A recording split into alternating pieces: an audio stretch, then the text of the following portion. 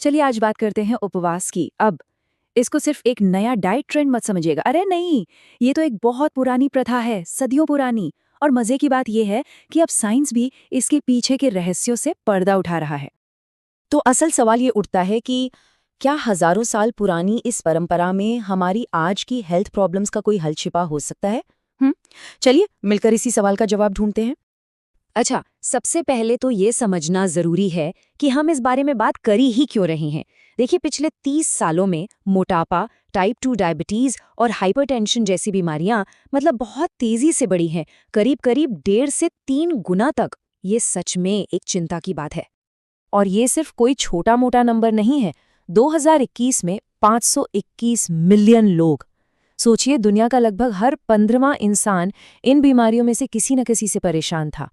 तो ये तो साफ है कि हमें सेहत के लिए कुछ बेहतर तरीकों की जरूरत है, और वो भी जल्दी। तो चलिए आज की इस बड़ी प्रॉब्लम से हटकर एक प्राचीन हल की तरफ देखते हैं। समझते हैं कि उपवास के पीछे आध्यात्मिक वजहें क्या हैं, जो सिर्फ शरीर नहीं बल्कि मन और आत्मा से भी जुड़ी हैं। देखिए, कई कल्चर्स में फास्टिंग का मतलब सिर्फ भूखे रहना नहीं होता। ये असल में सेल्फ डिसिप्लिन यानी खुद को अनुशासित करने का एक बहुत पावरफुल तरीका है। इसका एक बहुत अच्छा उदाहरण है हिंदू परंपरा में एकादशी का व्रत। इसका मकसद सिर्फ खाना छोड़ना नहीं बल्कि कुछ और ही है। एकादशी का जो मूल सिद्धांत है वो इसी सोच पर आधारित है। इसका असली मकसद है अपनी सारी इंद्रियों को, अपने मन को दुनिया की चीजों से हटाकर किसी ऊंचे मकसद पर लगाना। और एक मजेदार बात यह है कि इस दिन गेहूं और चावल जैसे अनाज खाने की मनाही होती है।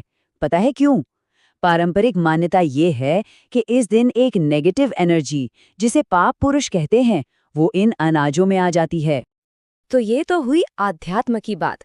अब जरा साइंस की दुनिया में चलते हैं।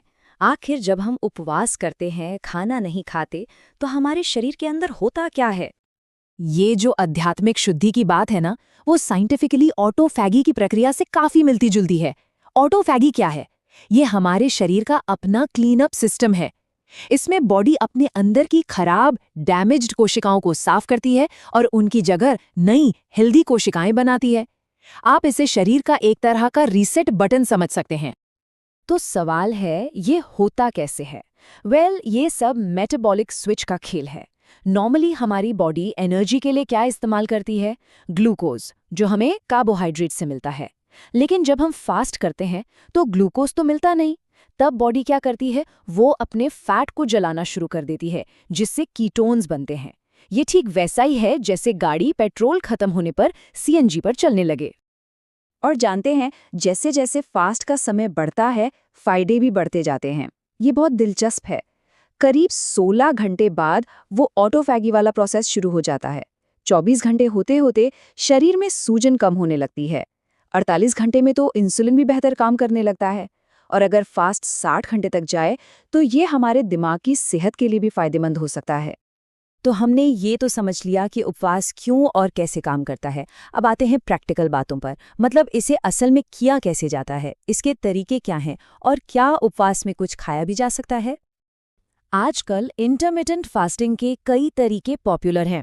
सबसे कॉमन है 16-8 मेथड। इसमें दिन के 8 घंटे के अंदर खाया जाता है और बाकी 16 घंटे फास्ट। फिर आता है ऑल्टरनेट डे फास्टिंग, जिसमें एक दिन नॉर्मल खाना होता है और अगले दिन बहुत कम। एक और तरीका है 5-2 डाइट। इसमें हफ्ते के 5 दिन नॉर्मल खाना और बाकी 2 दिन कैलोरीज बहुत कम कर दी जाती हैं। लेकिन हाँ, एक बात जानना बहुत जरूरी है। फास्टिंग का मतलब हमेशा एकदम भूखा रहना नहीं होता। कई पारंपरिक व्रतों में कुछ खास चीजें खाने की इजाजत होती है। इसे ही फलाहार कहते हैं। और इसी फलाहार का एक बढ़िया उदाहरण है ये फराली राजगिरा चिवड़ा। इसे बनाना तो बहुत ही आसान है। बस राजगिरा के दानों को पॉपकॉर्न की तरह फुला लीजिए, अपने पसंदीदा मेवे भून लीजिए और फिर करी पत्ते और मसालों का तड़का लगाकर सबको मिक्स कर दीजिए। बस एक हेल्दी और टेस्टी स्नैक तैयार है, जो फास्ट के लिए एकदम परफेक्ट है।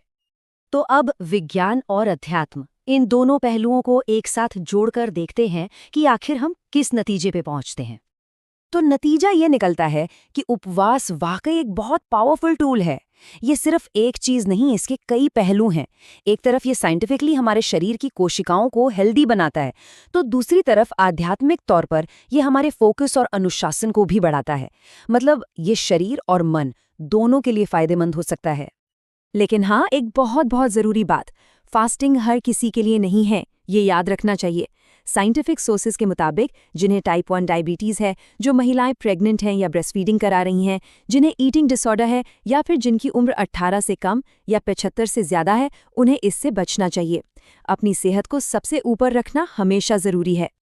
और आखिर में एक सवाल, जैसे जैसे साइंस हमारी पुरानी परंपराओं और ज्ञान को परख रहा है और सही मान रहा है, ये सोचना कितना रोमांचक है ना कि भविष्य में हम अपनी ऐसी और कौन-कौन सी भूली हुई बातों को फिर से खोज निकालेंगे। इस पर सोचिएगा जरूर।